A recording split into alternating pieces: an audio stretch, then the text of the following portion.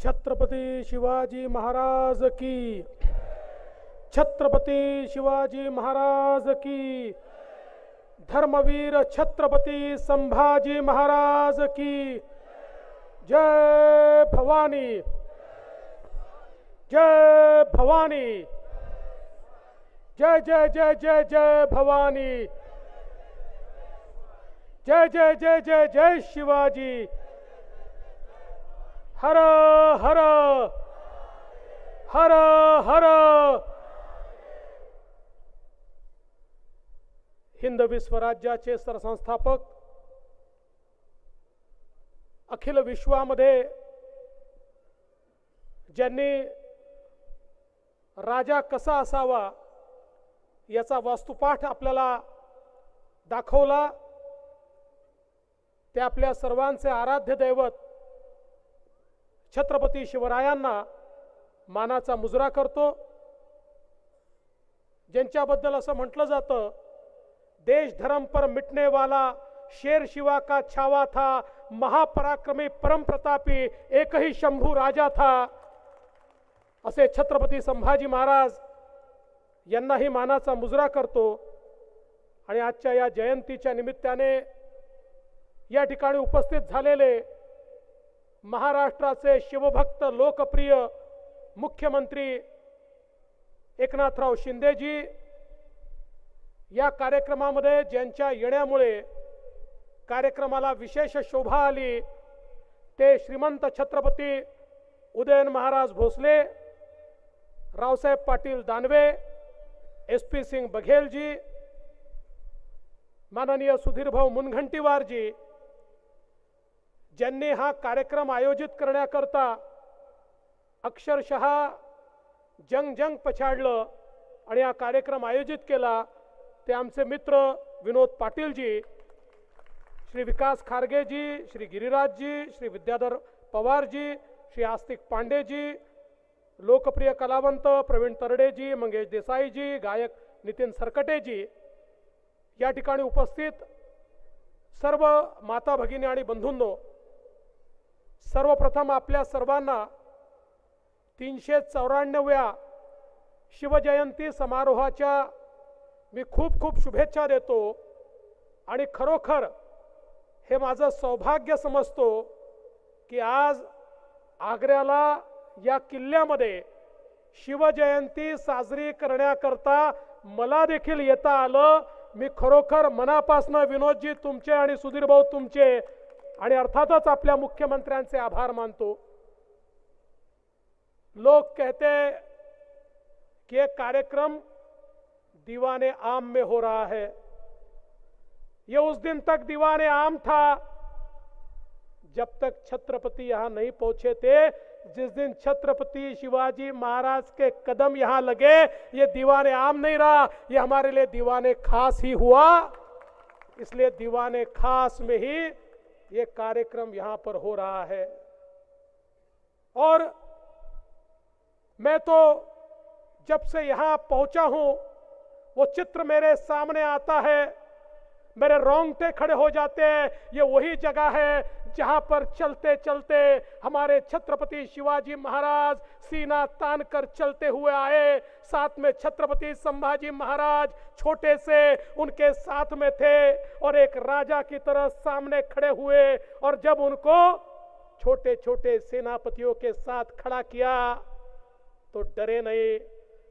जिसको हिंदुस्तान का बादशाह कहा जाता था, उस औरंगजेब को भी उन्होंने कहा, अगर तू बादशाह है तो मैं भी बादशाह हूं, मैं यहां पर खड़ा नहीं रहूंगा, क्योंकि मैं मेरे स्वराज्य का बादशाह हूं।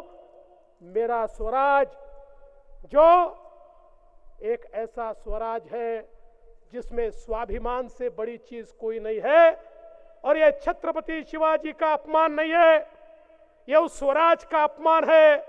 इसलिए मैं यहां 1 मिनट भी नहीं रुक सकता। ये कहकर जिस समय छत्रपति शिवाजी महाराज वहां से निकले, ऐसा कहते हैं छत्रपति शिवाजी महाराज का वो रूप देखकर उस दरबार में जितने लोग खड़े थे सारे के सारे स्तब्ध थे, निशब्द थे। छत्रपति शिवाजी महाराज निकल गए, कोई हिला नहीं, कोई समझ नहीं पा रहा था, लोग समझ नहीं पा रहे थे कि ये कौन व्यक्ति है जिसमें इतनी हिम्मत है कि जिसको बादशाह कहते हैं उसके मुंह पर कहता है और निकल जाता है।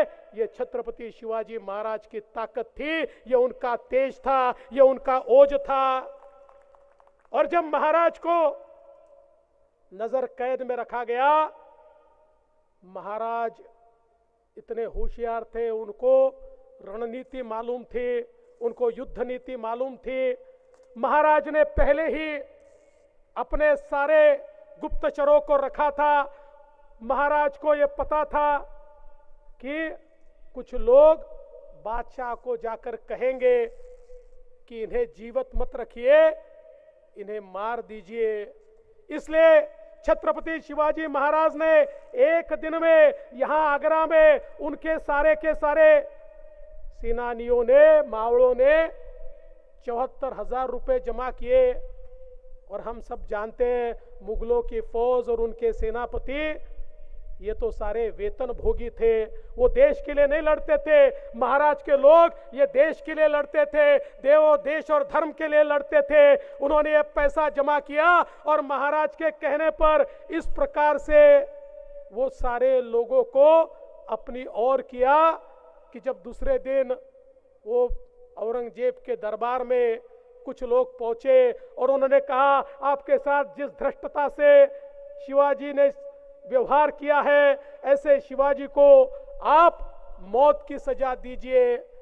लेकिन छत्रपति शिवाजी महाराज ने पहले ही ऐसे लोग तैयार किए थे कि जिन लोगों ने कहा अरे नहीं महाराज, आप अगर छत्रपति शिवाजी को मृत्यु दंड देंगे तो लोग कहेंगे इतना बड़ा राजा एक छोटे से व्यक्ति से डर गया और उनकी बातों में औरंगजेब आ गया। औरंगजेब को पता नहीं था, उसने छत्रपति शिवाजी महाराज को नहीं छोड़ा, उन्होंने अपनी मौत के फरमान को छोड़ा है। उसी औरंगजेब को बाद में महाराष्ट्र की मिट्टी में ही अंतिम सांस लेनी पड़ी। ये छत्रपति शिवाजी महाराज का ओज था, ये उनका तेज था। ऐसे छत्रपति शिवाजी महाराज के इतिहास में ये जो किला है एक बहुत महत्वपूर्ण भूमिका रखता है। और हम सब जानते हैं कि जिस प्रकार से छत्रपति शिवाजी महाराज ने अपना स्वराज्य तैयार किया, छोटे छोटे लोगों को साथ में लेकर उनके मन में एक प्रकार से जीत की भावना तैयार की, उनके पौरुष को जागरूक किया। छत्रपति शिवाजी महाराज ने उनको बताया आप व्यक्ति के लिए नहीं लड़ रहे, आप देव देश और धर्म के लिए लड़ रहे हैं, आप वेतन के लिए नहीं लड़ रहे, अपनी मातृभूमि को मुक्त करने के लिए लड़ रहे हैं, आप लड़ रहे हैं किसी को राजा बनाने के लिए नहीं, आप इसलिए लड़ रहे हो कि हमारी मराठी भूमि पर और हमारे भारत में हमारी महिलाओं के साथ जो अत्याचार होता है, अनाचार होता है, दुराचार होता है, उसमें से मुक्ति देने के लिए आप लड़ रहे हो। और ऐसे हमारे छोटे छोटे मावड़े, इनमें इस प्रकार का तेज और ओज छत्रपति शिवाजी महाराज ने भर दिया। वो मावड़े न रुकते थे, न थकते थे, न झुकते थे, न बिकते थे। उन्होंने मुगलों की लाखों लाखों की सेनाओं को पराजित कर दिया और छत्रपति शिवाजी महाराज को पहली बार स्वराज का छत्रपति नमित करने का काम हमारे इन मावड़ों के माध्यम से हुआ। इसलिए आज का ये दिन बहुत महत्वपूर्ण दिवस है।